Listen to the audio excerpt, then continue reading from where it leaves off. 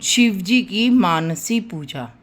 शिव जी की कहते हैं कि मानसी पूजा भी शिव जी को बहुत अच्छी लगती है। कि हम कभी मंदिर नहीं जा पाते हैं या हम कहीं पूजा नहीं कर पाते हैं, तो मानसी पूजा करनी बहुत अच्छा अनुभव होता है। और अपने मन से, अपने हृदय से शिव जी को जलाभिषेक करो, मानसी पूजा करो, तो देखो आपको कितना आनंद और अनुभव की प्राप्ति होगी।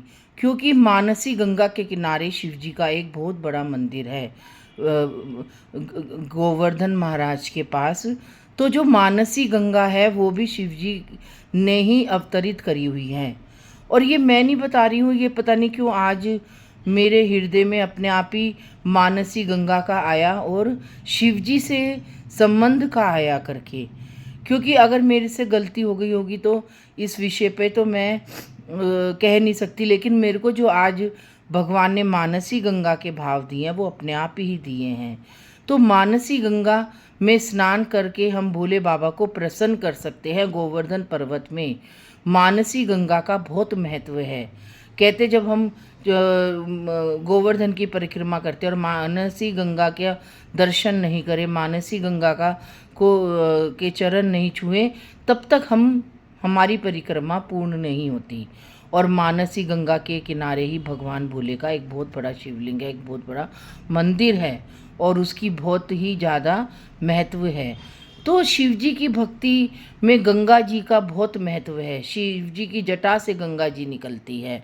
गंगा, जमुना, सरस्वती सबका मिलन एक ही है। तो शिव जी की जटा से गंगा निकलती है, इसलिए शिव जी को गंगा जल प्रिय होता है। तभी तो सावन में कावड़ियों की यात्रा निकलती है।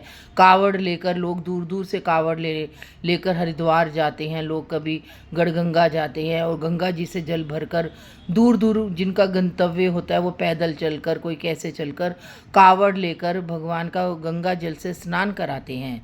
तो कावड़ की यात्रा का एक अलग महत्व है शिव जी की पूजा का। शिव जी को कावड़ से लाया हुआ जल भी बहुत प्रिय है, क्योंकि इसमें भक्ति होती है, इसमें तपस्या होती है। इसमें कावड़िए जो होते हैं अपना सब कुछ लगा देते हैं, क्योंकि कावड़ की यात्रा करना भी आसान चीज़ नहीं है।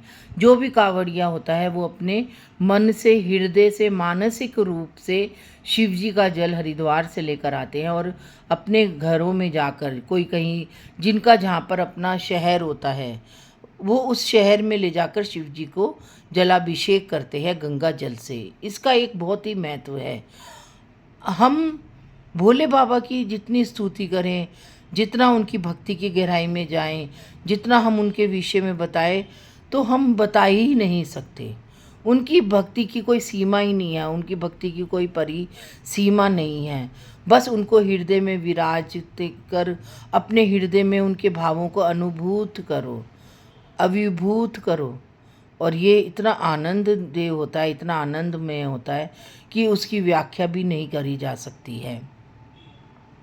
क्योंकि आज जो ये मैं अनुभव प्राप्त कर रही हूँ, ये मेरे को बहुत अच्छा लग रहा है कि इस बार मैं मानसिक रूप से मानसी गंगा में डुबकी लगाकर भगवान भोले बाबा को भावों से रुद्राभिषेक कर रही हूँ और अपने भाव से ही जल से अप्रीत होकर बाबा भोले की पूजा कर रही हूँ।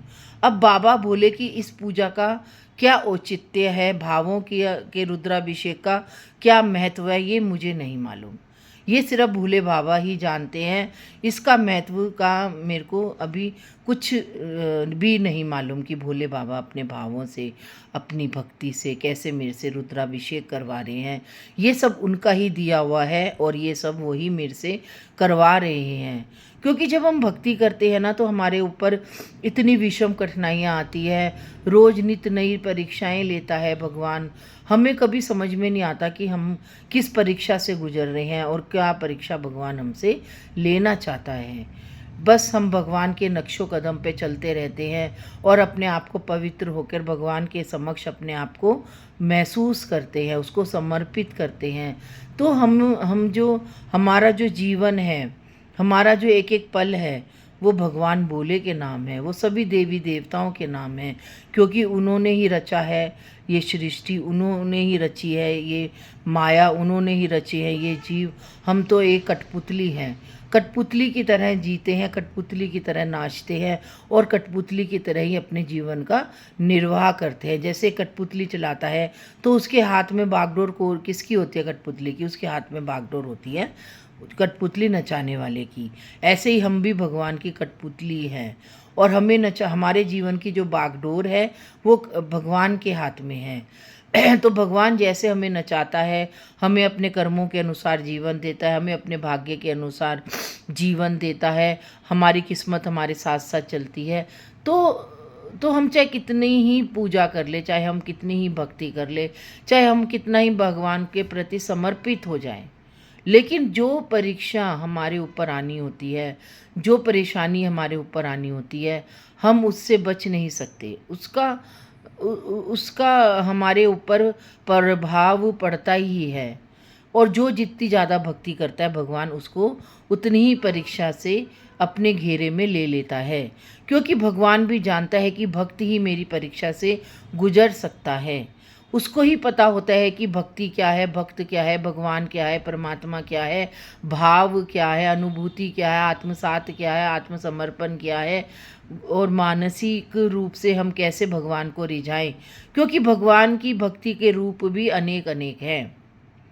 भगवान को हम कभी भी समझ नहीं पाएंगे। किसी भी भगवान की हम भक्ति करते, चाहे वो भोले बाबा की हो, कृष्ण की हो, राधा जी की हो, चाहे श्याम बाबा की हो, चाहे हनुमान जी की हो, लेकिन हम एक ही शोर पे खड़े हो रहेंगे और दूसरे शोर पर अगर हमें जाना है भक्ति में तो हम नहीं जा पाएंगे, क्योंकि इसका जो स्वरूप है, इसका जो आकार है, इसका जो भगवान, इसका जो भी वो है, हम उसको पार ही नहीं कर पाएंगे। हम एक शोर पर बैठे बैठे उसका आनंद तो ले पाएंगे, उसके विषय में जान तो पाएंगे, लेकिन हम उस पार कैसे जाएं? उस पार जाने के लिए हमें केवट की ज़रूरत है। जैसे भगवान राम ने वनवास जाना था तो केवट आया था, तो केवट ने ही भगवान राम को पार कराई थी नदियाँ।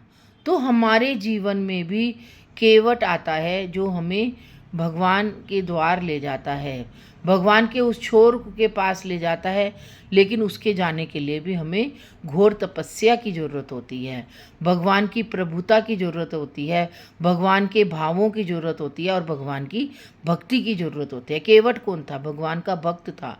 वो यमुना गंगा जी के किनारे बैठा रहता था, भगवान राम को याद करता रहता था कि कब भगवान राम आएंगे और मैं उन्हें कब गंगा मैया को पार कराऊंगा।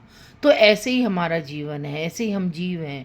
हम जीव भी भगवान का इंतज़ार करते रहते हैं अपने हृदय में, अपनी मानसिक गंगा में, अपने मानसिक रूप से, और भगवान आएंगे और हमें कब इससे पार कराएंगे। तो हमें उसके लिए बहुत इंतज़ार करना पड़ता है, बहुत उसके लिए भक्ति करनी पड़ती है, बहुत घोर तपस्या करनी पड़ती है, तभी भगवान हमें भव से पार ले जाता है। और भगवान के सिवा हमें कोई भी भव से पार नहीं ले जा सकता है। हाँ, भगवान हमें समय समय पे गुरु भेजते हैं हमारी ज़िंदगी में, हमें राह दिखाने के लिए, हमें निर्देश दिखाने के लिए, तो हम उन गुरुओं के सारे अपने आप को आगे बढ़ाते चले जाते हैं, लेकिन पार तो हमें हमारा भगवान कराता है, केवट की तरह। जैसे केवट ने इतने बड़े राम को, भगवान जी को पार कराया, और गंगा जी तो भगवान ने केवट को वो इतना आशीर्वाद दिया कि, तो फिर ऐसे ही अगर हम भी भगवान को मानेंगे, भगवान के प्रति भाव व्यक्त करेंगे, भगवान के प्रति हम जो भी कार्य करते हैं वो उनको समर्पित होकर करेंगे, तो वो भी हमारी नैया को पार कराएंगे। आज मैं कहती हूँ कि हे भगवान, हे शिव, हे भगवान, जो भी है हमें भी हमारी इस नैया से पार कराओ। हमारे ऊपर भी जो भी कठिनाइयाँ आती है, जो भी कठिन परिस्थितियाँ आती है, सभी जीवों के ऊपर, संसार के सभी जीवों के ऊपर जो भी कठिन परिस्थितियाँ आती हैं, हे भगवान, आप हमें ही पार करा सकते हो, आप ही केवट बनकर हमारी नैया को पार करा सकते हो। यही अरदास है मेरी, यही प्रार्थना है मेरी भोले बाबा के चरणों में। आज के लिए इतना ही। जय भोले की, जय भोले की।